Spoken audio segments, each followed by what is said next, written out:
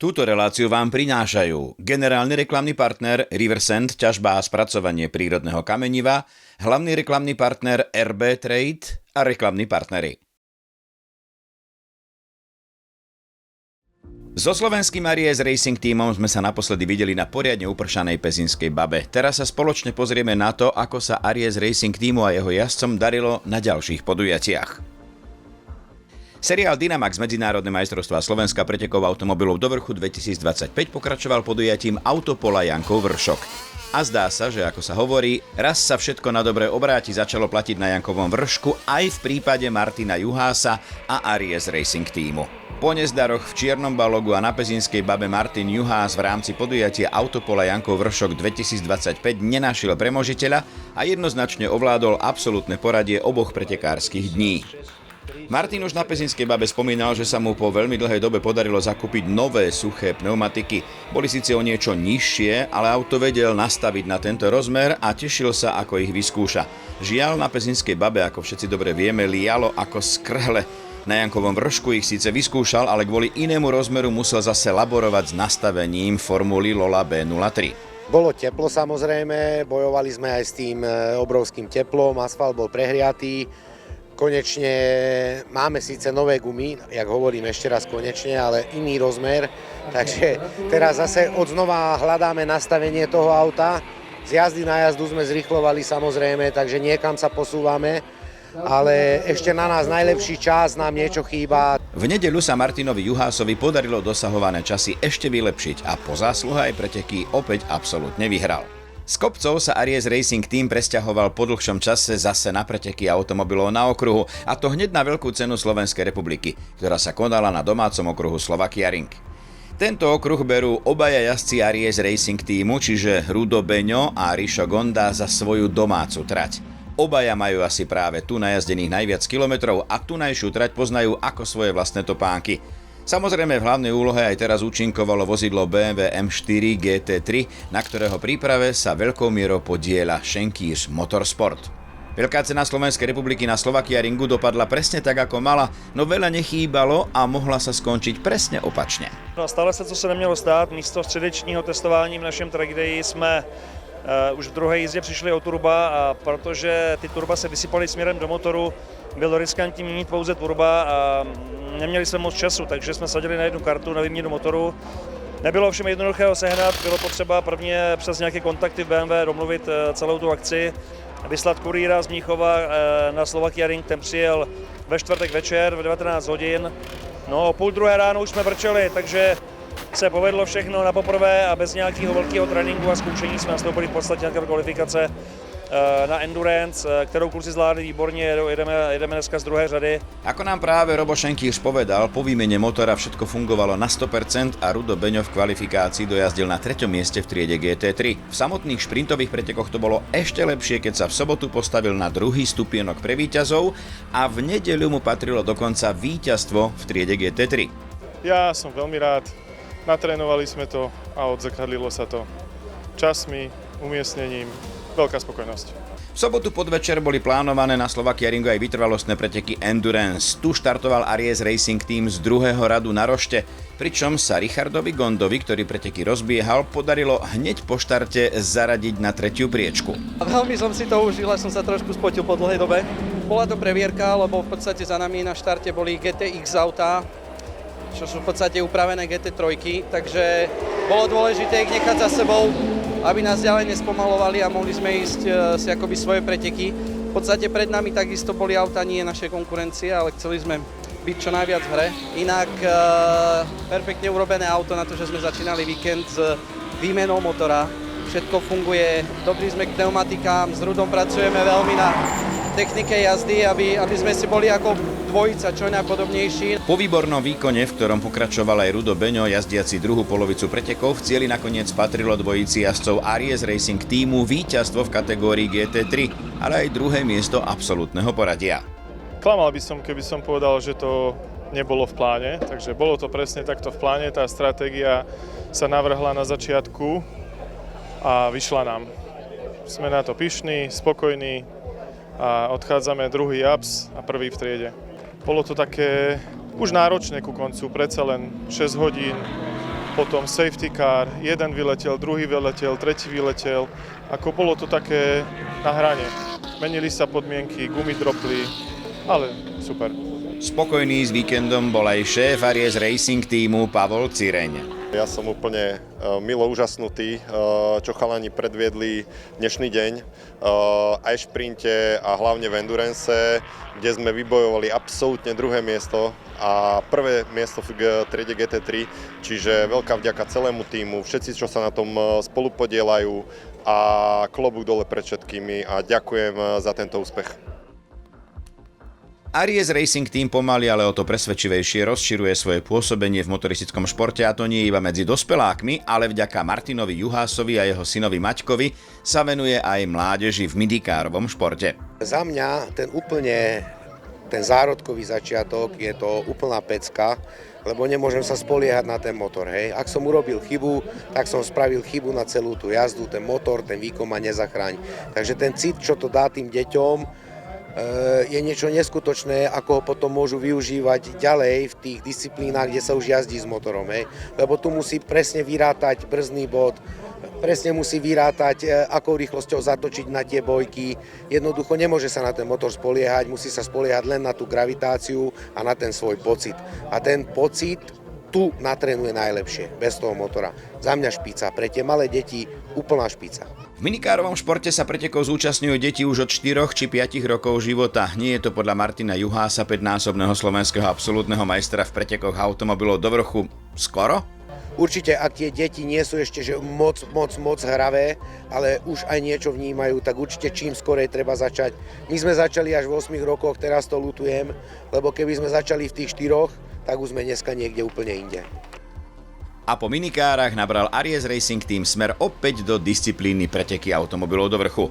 V pláne bolo pokoriť novú trať horského priechodu medzi Liptovom a Oravou a vybojovať v poradí už 6. titul absolútneho majstra Slovenska. Pred posledným podujatím seriálu Dynamax Medzinárodné majstrovstvá Slovenska pretekov automobilov do vrchu bolo jasné, že Aries Racing Team spoločne s Martinom Juhásom a formulou Lola B03 zaútočia na v poradí už 6. titul absolútneho majstra Slovenska. Preteky prvé Huty Hill Climb 2025 sa v sobotu ráno prebudili do upršaného rána a všetkým bolo jasné, že v takomto počasí sa s formulou dosť ťažko bojuje. Rozhodnutie však bolo jasné – zabojovať. Po tréningových jazdách však trať začínala obsychať, čo bolo pre Martina Juhása dobré znamenie, že ešte nie je všetko stratené. A podľa toho sa aj začali odvíjať súťažné jazdy. Po prvej z nich Martin na svojho najväčšieho súpera strácal 8 desatín a bolo jasné, že druhá súťažná jazda rozhodne. V nej však prišlo prekvapenie v podobe výrazne pomalšieho času. Tento rok, keď sa dal chytiť Čierny Peter, tak si sadol na mňa. Vieme, jak to celý rok išlo. 3-krát sme nedojazdili, lebo 3-krát proste, 2-krát technika, proste nepredvídateľná vec, nedalo sa tomu zabrániť ani nejakou prevenciou, hej. Jednoducho také veci sa pokazili, ktoré sa preventívne nemenia. Potom do toho tá nešťastná baba, tuto ráno leják, ok, vieme, že na tú formulu to není, v pohode. Začalo to obschýňať, dobre, prvá ostrá, úplne super, do druhej ostrej sme nahodili čisto nové gumy, začalo to byť slizké, dobre, hovorím, buď všetko alebo nič, bohužiaľ bolo z toho nič. Po predposlednú zákrutu pred cieľom, kde som spravil hodiny, mali sme našlapnuté na absolútne víťazstvo, ale jednoducho tento rok tá sezóna je taká, že všetko hraje proti nám. Napriek tomu, že Martin dojazdil vďaka hodinám na 8. mieste absolútneho poradia, stále bola šanca na zisk majstrovského titulu, ale s podmienkou, že Martin Juhás dojazdí až do cieľa, ideálne na prvom mieste, a jeho najbližší súper nedojazdí alebo dojazdí na 8.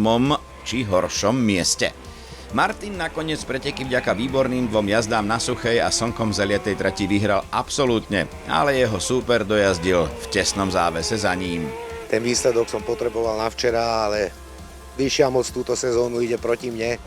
Dneska okrem tréningov už ostré jazdy boli na suchu, tak hovorím, ideme dneska aspoň na to absolútne víťazstvo. Podarilo sa to, spravili sme rekord trate. 2-krát sme ho prekonali, raz sme ho spravili, raz prekonali, takže za mňa dneska spokojenosť. Chcel by som poďakovať celému tímu, za spolupráciu, šlapali sme na 100%, samozrejme nesmiem zabudnúť na svoju rodinu, ktorá ma v tom podporuje a je mi nápomocná, ale jednoducho sú aj takéto sezóny, keď sa dejú veci, za ktoré človek nemôže, hej. Niekedy sa šťastie na jednoducho odkloní a ani najlepší jazdec s tým nič nespraví. Aj druhé miesto v absolútnom poradí v sezóne, kde bola nesmierne silná konkurencia nielen zo Slovenska, ale aj zahraničia, nie je zlý výsledok a určite poteší. Aj to druhé miesto je veľký úspech a jednoducho za tým Maťom Homolom sa nám podarilo vybojať druhé miesto na to, ako v tej sezóne bolo rozbehnuté a tým, že sme nebodovali v dvoch podujatiach. Plus to daždivé počasie, ktoré nás vytrápilo, čiže aj to je veľký úspech. Po uzavretí kopcovej kapitoly v Aries Racing Teame prišli na rad opäť preteky automobilov na okruhu, a v tomto prípade na okruhu v Brne. Majstrovstvá Slovenska pretekov automobilov na okruhu, ale aj GT Cup Series sa konali opäť za účasti Ruda Beňa, Richarda Gondu a vozidla BMW M4 GT3. Brdenský okruh obaja poznajú veľmi dobre, veď je vzdialený od Bratislavy, čo by kameňom dohodil, a obaja tu už rovnako najazdili množstvo kilometrov. Teraz nielen ich privítal nový asfalt a s ním aj nové výzvy. Všetko sa začalo krátkym šprintom, do ktorého Rudo Beňo štartoval zo 7. miesta na štartovom rošte. Hneď po štarte sa mu podarilo prebojovať dopredu o 2 priečky, potom sa však začali diať veci, s ktorými by vopred nikto nerátal, a Rudo Beňo sa zrazu ocitol až na úplne poslednom mieste celého štartového poľa. Pri stíhacej jazde sa mu však napokon z celkovo takmer 40 vozidiel podarilo v cieli prebojovať na 14. miesto absolútneho poradia a na 3. v kategórii GT3. No žiaľ, v tretej zátačke ma potom vyslovene zostrelila Audina R8 smerom do pravého zadného kolesa. Dostal som hodiny, no a už som sa len modlil, aby ma ďalšie auto nesundalo, pretože není to dobrý pocit, keď okolo vás 150 prelietávajú auta a vy stojíte v strede dráhy a ešte takto, že dverami prichádzajúcim autám. Takže som sa tak modlil, že to všetko dopadne dobre. Všetci jazdci prešli, no a mne sa podarilo odštartovať vlastne z poslednej pozície a dojsť na 14. miesto. Takže z 38. na 14. som si celkom dobre popredbiehal. V sobotu podvečer nasledovali preteky Endurance, do ktorých sa zapojil nielen Rudo Beňo, ale aj Richard Gonda, a práve on rozbiehal preteky v prvej polhodine a odovzdával Rudovi BMW M4 GT3 na vedúcej pozícii v kategórii GT3. Naozaj super, trošku som sa obával, ako to bude vôbec prvé kolo, lebo to bolo moje prvé kolo v dnešný deň vôbec v tom aute. Hneď štart z prvej rady, takže som sa to snažil pokryť a celé mi to veľmi dobre vyšlo. V podstate pred nás až za prvou zákrutou sa dostalo to zelené Lambo, čo je ale iná kategória, v podstate GT3 bez BOP alebo bez obmedzení s vyšším výkonom, takže to naozaj už nešlo nejako obhájiť. Inak konzistentne dávať pozor na pneumatiky a zabavil som sa. Rudo má skvelú pozíciu, momentálne prvý v našej kategórii, takže máme to skvelé rozbehnuté.